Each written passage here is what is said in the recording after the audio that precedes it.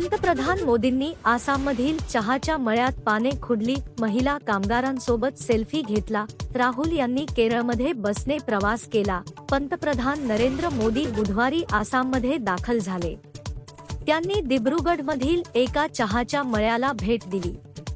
त्यांनी तेथे काम करणाऱ्या महिलांशी संवाद साधला, चहाची पाने कशी खुडावीत हे शिकून घेतले आणि महिलांनी बिहू नृत्यही सादर केले.